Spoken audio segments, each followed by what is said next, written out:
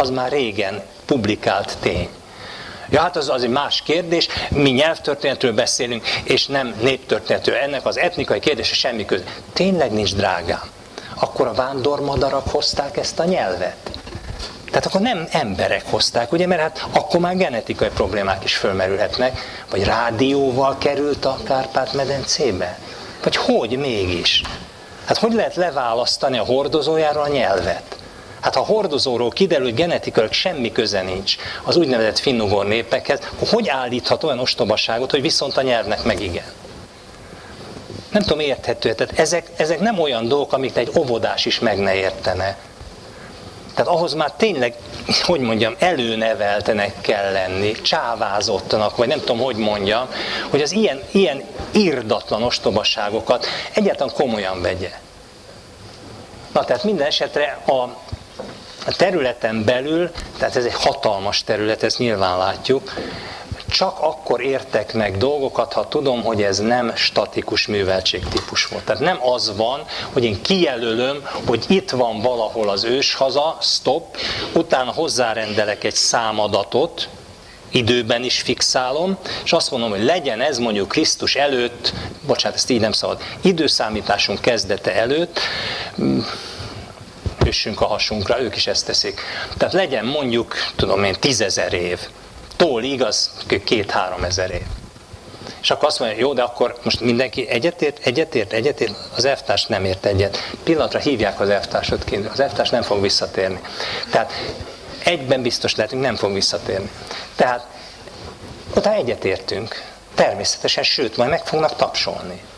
Tehát a lényeg az, hogy kiderül, hogy valahogy fixálnak időt is, meg teret is. És utána innen jön. Érthető? Ez lesz az őshaza, ha éppen nem vitatja el tőlünk senki, és utána jön. És akkor az ember rákérdez, ne arra, hogy miért jön? Nem érzi ott jól magát? Hát népek nem szoktak jönni-menni. Tehát hogy képzeli ezt? Hát csak nem képzeli, hogy itt 150 éven keresztül tévedtek a kutatók, hát ismerjük ezt az érvelést, nem is mondom, hogy ki írta, de hát leírják, csak nem képzeli. És akkor eszébe se jut, hogy na de hát ha ugyanazok az érdekek mozgatják őket, hát miért változtatna a hülyeségén? Hát kifizetődik. Hát másképp meg úgy rúgják ki, hogy a lába nem éri a földet. Hát ilyen alapon kontraszelektálnak. Hát ha kiderül az illetőről már a felvételin, hogy elkezd gondolkozni, hát be nem jut az egyetemre. Hát ne felejtsük el, minden professzor a nála ostobábbat, hát hogyan futtatja. Miért? Mert ő is úgy került az állásába. Tehát nyilvánvalóan, ez nem tegnap kezdődött ez a kontraszelekció. Tehát minden esetre ennek a kérdésnek most már, hát ha nem is lezárásaként, de egyfajta ilyen előleges summázatként. Ez a műveltség, amivel mi itt foglalkozunk, a szkíta, nem statikus műveltség. Sem időben, sem térben, hanem dinamikus. Tehát ez azt jelenti, hogy van egy góca, és ha ránézünk a térképre, akkor egyszerűen nem tudunk másra rámutatni. Tehát a megmaradás szempontjából az egész eurázsiai térségben nincs még egy ezzel összevethető földrajzi egység. Tehát a Kárpát-medence a minden irányból való tökéletes védettséget készen adja azoknak a népeknek, amelyek benne élnek. Mit tetszik gondolni, miért özönlenek be ma így? Hát azért, mert erre azért más is rájött már. Tehát ez azt jelenti, hogy mindig megkérdezik, hogy miért kell annyi rossz indulatot föltételezni. Semmilyen rossz indulatot nem tételezek föl. Élelmességet tételezek föl, és egy olyan ideológiát, ami úgy szól, hogy én kiválasztott vagyok, tehát bármit megengedhetek bárki mással szemben, aki viszont nem kiválasztott. Tehát ez azt jelenti, hogy bármikor, ha én ki tudom mutatni, és miért ne tudnám, hogy ezt nekem adta az, aki engem kiválasztott, én azt csinálok az ott élő néppel, amit jónak látok. Ha valaki nem hiszi, vagy túlzónak tart, tessék az Ószövetséget forgatni. Hát egyfolytában erről szól. Meg is mondom, hogy melyiket, mert tulajdonképpen azért azt nem képzelem el, hogy is nekiesnek és végigolvassák. Hát azért az önkínzásnak is van egy határa. De a krónikák könyvét, ha már krónikákról beszélünk, elég ennyit végigolvasni. De ha akarják, József könyvét is elkezdhetik olvasni, az röviden. Tehát egyfolytában erről van szó. Volt valami vétkük azoknak ott abban a városban? Nem, de az Úr nekünk adta. Puff. Már le is kaszabolják, elégetik, fölnyársalják, tudom én, a lányokat szépen napi használatra magukon tartják, többit meg mindenki írtják. Miért? Hát nekünk adták. Tehát ezt hogy érthető legyen, ezek olyan beidegzettségek, amik nagyon-nagyon kórosak. Tehát az azt jelenti, hogy rá lehet ismerni valakire, hogy hol áll meg egy gondolatmenetben. Ott már lehet látni, hoppá, ja, bocs, hát ez már ezen a tanításon nőtt föl. Valójában pedig arról van szó, hogy az egész nagy eurázsiai térségben a megmaradás számára egyetlen ideális helyszín van, ez pedig a Kárpát-medence. Na most ezt minek tanítják? Hogyan jelenik ez meg napi sajtóban, politikai beszédekben? Átjáróház, nem tudom, találkoztak-e vele? Ha az egész térségben ez az egyetlen egy olyan hely, ami garantáltan nem átjáróház.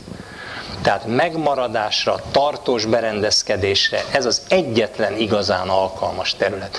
Ha valahol kialakulhat nép, illetve nyelv, mert a kettő együtt alakul. Nem úgy, hogy hétfőtől szerdáig a nyelv alakul, utána kicsöngetnek, utána csütörtöktől, szombat, bocsánat, a szabad. Tehát csütörtök, pénteken pedig kialakul a nép. Ez nem így megy. De nem tud nép nélkül nyelv, de nem tud nyelv nélkül se nép, mert mivel kommunikál. Tehát ez azért fontos, mert ennél nincs ideálisabb. Tessék végignézni. Hol? Itt? Hát tesznek ám ide is őshazát. Nem is mondom, hogy kicsoda, mert amúgy ez egy normális, értelmes ember. Eddig.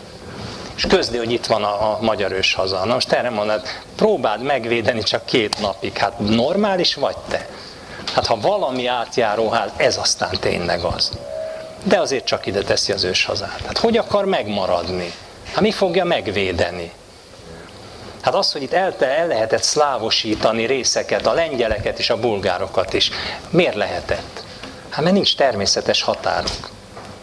Tehát azt jelenti, hogy úgy mennek át rajtuk, hát az őket éppen leigázni kívánó népek, nincs semmi, ami megállítaná őket. Tehát ez azt jelenti, hogy egy olyan helyzet van itt Eurázsiában, amit nem győzhetünk eléggé meghálálni, vagy megköszönni a Teremtőnek, mert nem magunk hoztuk létre, kaptuk készen. És ehhez fogható egyetlen egy van, illetve volt. Hiszen látni, hogy ez az egyetlen egy olyan, ami méretét tekintve is, és nagyjából a védettségét tekintve is, de ebbe az irányba nyitott. És azt is lehet tudni, hogy itt milyen birodalom volt történeti időkben, tehát ez azt jelenti, hogy elég jól adatolt ennek a birodalomnak a története. Melyik volt ez? Az ujgur birodalom, erről van szó. Na most, ha nekem azt mondják, hát a finnek itt semmi szerepe nincs, tehát abban, hogy finn-ugor már eleve egy rosszindulatú vicc. Mert az egész úgynevezett finn-ugor társaságban mennyiségileg is, kulturális súlyánál fogva is a magyar több, mint az összes többi együtt. Tehát természetesen nem szerepel a neve a családnak a megnevezésében. Nem tudom, érthető, hát olyan mértékű aljasság nyilvánul meg, hogy az ember nem is kell, hogy kommentálja, egyszerűen ezeket a tényeket közli. Most a finnek beadták a babaruhát több mint egy évtizede, már legalább 2 évtizede, azt hiszem már 2,5 évtizede. Egyszerűen közölték, hogy nem, nekik semmi közük nincs ehhez a bulihoz, köszönik szépen, elegük van belőle. Még mindig ennek ellenére finnugornak nevezik ezt az egész bagást.